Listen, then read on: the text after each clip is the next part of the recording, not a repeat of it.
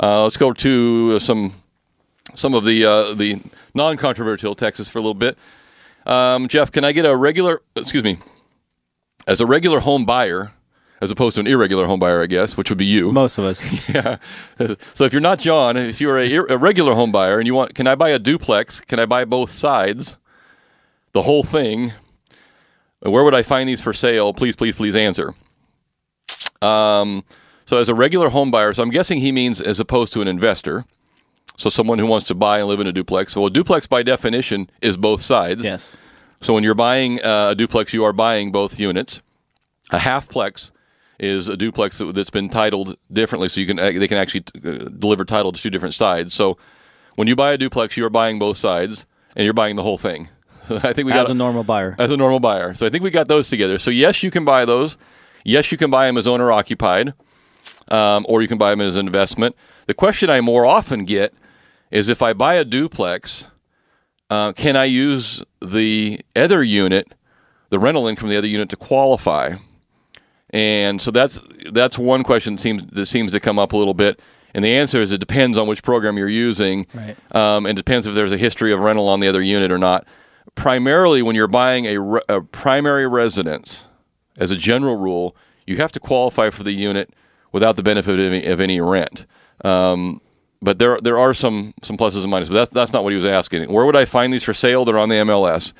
Your local realtor. Yep, get a good realtor, and they are extremely desirable for investors, and they are generally priced more than a single-family home. And that's obvious because it has the ability to generate income from the other side. Mm-hmm. And quite frankly, it's twice as complex. It's got 2 kitchens and more bathrooms, and so you're going to pay a premium for a duplex generally because it's of the ability to generate income from it, and because the cost to build them in is a little bit more. So, but yeah, you can buy one as an owner occupied. You want to buy one, and I had a client who bought one and had an adult child who needed special care.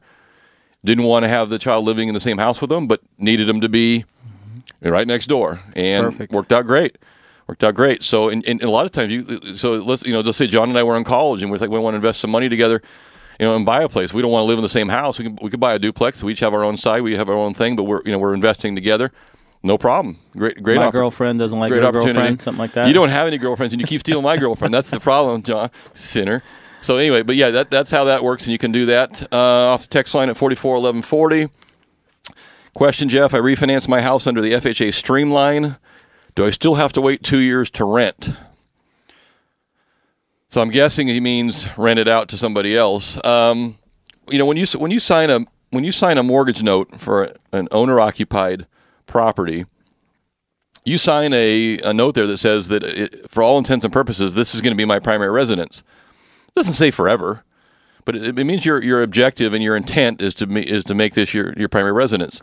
A streamline refinance is a little different, only from the standpoint that you didn't go back and requalify, but you still signed another note. Still owner occupied. Yeah, still owner occupied. So do you have to wait 2 years to rent? There's nothing in writing that says you must wait to month 24 and a day to go rent this place out. If your job was transferred, you can move the next day. Right. I mean, what could potentially happen, and I'm not saying that it will, but it could potentially happen, is your lender gets a change of address form from you, and they go, let's see, Fodorero, these addresses don't match up. We just did a streamline for him like 8 seconds ago. He's already moved. So I don't think your intention, John, was really to stay in that place as your primary residence now, was it? Now, if John walks up and says, it was, and my employer just moved me to Boston, okay, good luck to you. You're on your route. But if you just refinance, lower the payments, you can rent it out and go buy another place tomorrow, probably not going to fly with the new lender. Correct. So I'm guessing you want to rent it out because, and let me back up for a minute. If you just got married and your wife says, I ain't living in your dump, you're living in my dump.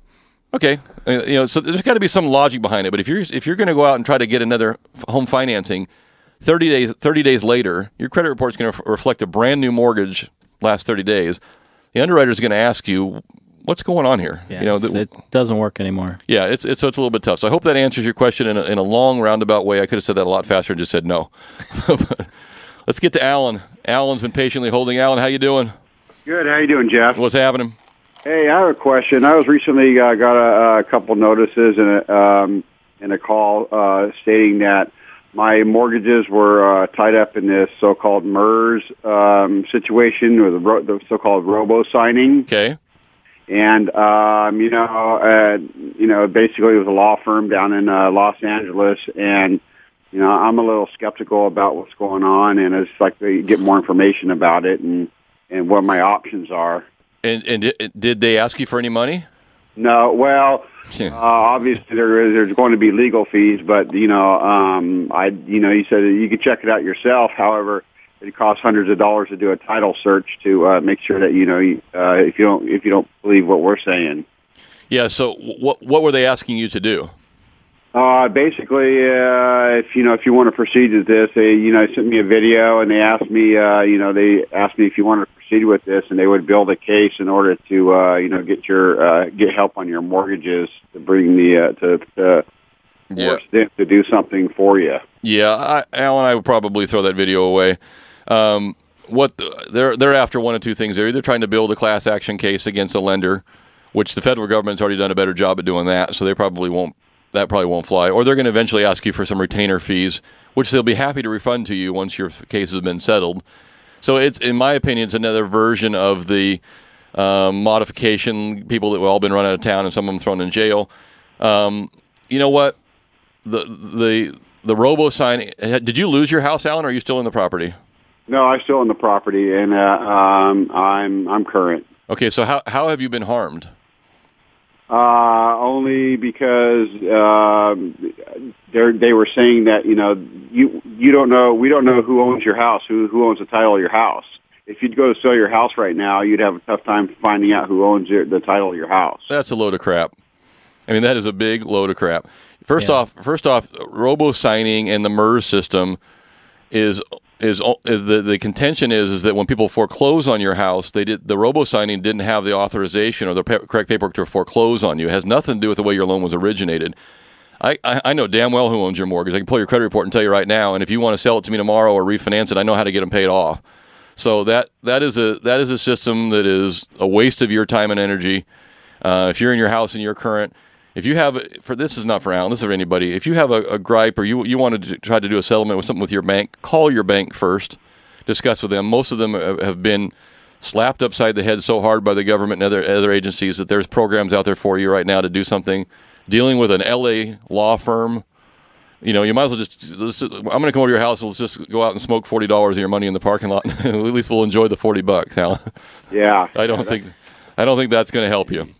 Yeah, that's what I'm kind of wondering. I was a little skeptical about it. Yeah, keep your money in your pocket and keep listening here. We'll keep you straight down. I appreciate it, Alan. Thank you very much. That was a good call and great information. We got to take a break. Jean's got some quiz questions for us. Yeah, let's give away a 4-pack to the River Cats here with this question. River Cats. So this has to do with some artwork. Norwegian painter Edvard Munch set a record Wednesday selling something, a painting, has a name, for $119.9 million. What is the name of the pastel? Of the pastel poker. And I think Edvard Munch is probably dead since he painted it in 1895, or he's got a really bad attitude at this point. But otherwise, his painting went for $119 million, the highest price ever paid for a piece of art. 339-1140, 1-800-920-1140. You can text us at 44-1140. Be right Jack back.